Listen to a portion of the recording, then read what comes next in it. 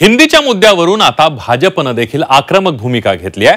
विरोधकांनी हिंदी विरोधात घेतलेल्या भूमिकेला भाजपकडून जशास तसं प्रत्युत्तर देण्यासाठी रणनीती आखण्यात आलेली आहे। हिंदीच्या मुद्द्यावरून विरोधक राजकारण करत असल्याचा आरोप करण्यात आलाय। तसंच राज्यात हिंदी सक्ती नसून ऐच्छिक असल्याचं सुद्धा भाजपकडून स्पष्ट करण्यात आलंय। 5वी, 6वी, 7वीला हिंदी कंपल्शन हा काँग्रेसने घेतलेला निर्णय, उद्धवजींनी त्याच्यावर कुठलाही अन्य विचार केला नाही। आता जर कुठल्याही प्रकारची कुठली गोष्ट करायचा प्रयत्न केला ना तर सगळे दोन्ही पक्ष एकत्र अंगावर जातील आणि ते भारतीय जनता पक्षाला परवडणार नाही। बीएमसीच्या शाळा, मराठी शाळा हे इंग्रजी करण्याचा घाट आदित्य ठाकरेंनी केला होता, त्यावेळी मराठी प्रेम कुठे गेलं होतं? राज्यात पहिलीपासून हिंदी शिकवण्याला विरोधकांनी कडाडून विरोध केलाय। हिंदी विरोधात 5 जुलैला ठाकरे बंधूंनी मोर्चाची हाक दिली। त्यामुळे हिंदीच्या मुद्द्यावरनं आता भाजपनं देखील रणनीती आखायला सुरुवात केली आहे। हिंदीच्या मुद्द्यावरनं सुरू असलेलं राजकारण हाणून पाडण्यासाठी भाजप ऍक्शन मोडवर आली आहे। महाराष्ट्र भाजपच्या कोर कमिटीच्या बैठकीत हिंदीच्या मुद्द्यावर चर्चा झाली आहे। मुख्यमंत्री देवेंद्र फडणवीसांच्या निवासस्थानी कोर कमिटीची बैठक झाली। या बैठकीत मराठी आणि हिंदीच्या मुद्द्यावर चर्चा झाल्याची सूत्रांची माहिती आहे। केंद्र सरकारनं मराठी भाषेला अभिजात दर्जा दिला, त्याचा प्रचार प्रसार करण्यावर चर्चा झाली। मराठी भाषेला अभिजात दर्जा नरेंद्र मोदींनी दिला हे लोकांपर्यंत पोहोचवण्यावर बैठकीत चर्चा झाली। विरोधकांकडनं मराठी हिंदी हा वाद आगामी निवडणुकीच्या पार्श्वभूमीवर केला जातोय, त्यामुळे विरोधकांकडनं सुरू असलेलं राजकारण हाणून पाडण्यावर बैठकीत चर्चा झाल्याची माहिती आहे। हिंदी विरोधात राज आणि उद्धव ठाकरेंनी घेतलेली भूमिका यावर देखील बैठकीत चर्चा झाल्याची माहिती आहे।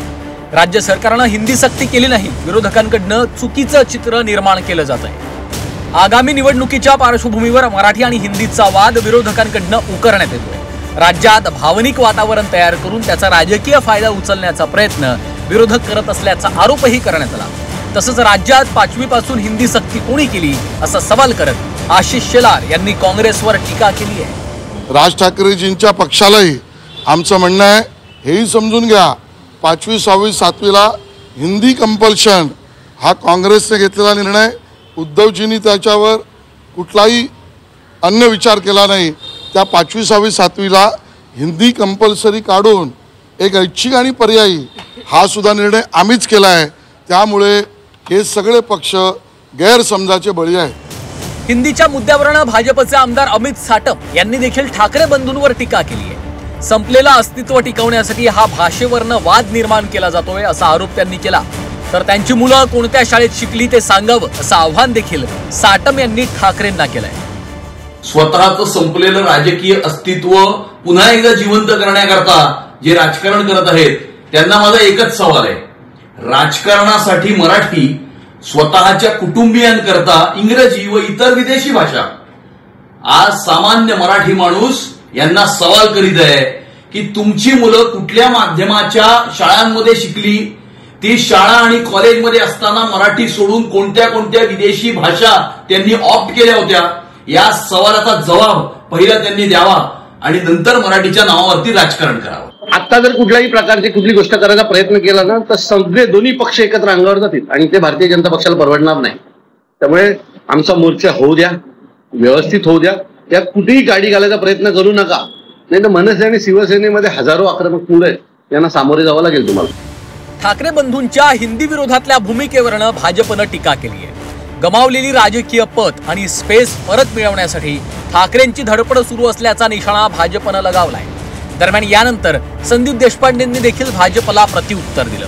हिंदीचं समर्थन करणारे महाराष्ट्रद्रोही असल्याची टीका संदीप देशपांडेंनी केली आहे। गमावलेली राजकीय स्पेस, राजकीय पद पुन्हा मिळवण्यासाठी केलेली ही धडपड आहे, यांना मराठी भाषेबद्दल काहीच देणं घेणं नाही। खरं म्हणजे उद्धव ठाकरे यांना प्रश्न पहिला विचारला पाहिजे की माशेलकर समितीचा अहवाल तुम्ही मुख्यमंत्री असताना आला, स्वीकारला, ज्यामध्ये त्रिभाषा सूत्र होतं आणि हिंदीचा आग्रह होता, तो अहवाल तुम्ही का स्वीकारला? आणि खरंच एकदा उद्धव ठाकरेंनी सांगितलं पाहिजे, बीएमसीच्या शाळा, मराठी शाळा हे इंग्रजी करण्याचा घाट आदित्य ठाकरेंनी केला होता, त्यावेळी मराठी प्रेम कुठे गेलं होतं? जे मला वाटतं राजसाहेबांनी त्यांच्या पत्रकार परिषदेमध्ये सांगितलेलं की जे या मराठी भाषा जी आहे किंवा हिंदी सक्ती जी आहे त्या हिंदी सक्तीला आम्ही विरोध करतो. जे हिंदी सक्तीचं समर्थन करतील ते महाराष्ट्र द्रोहीच. हिंदीच्या मुद्द्यावरनं विरोधी पक्ष चांगलेच आक्रमक झालेत. याच मुद्द्यावरून विरोधकांनी सरकारला घेरत अनेक सवालही केलेत. त्यामुळे विरोधकांकडनं सुरू असलेलं राजकारण हाणून पाडण्यासाठी आता भाजपकडनं देखील रणनीती आखण्यात आली असून विरोधकांना जशास तसं उत्तर देण्यात येत आहे. ब्युरो रिपोर्ट, झी 24 तास.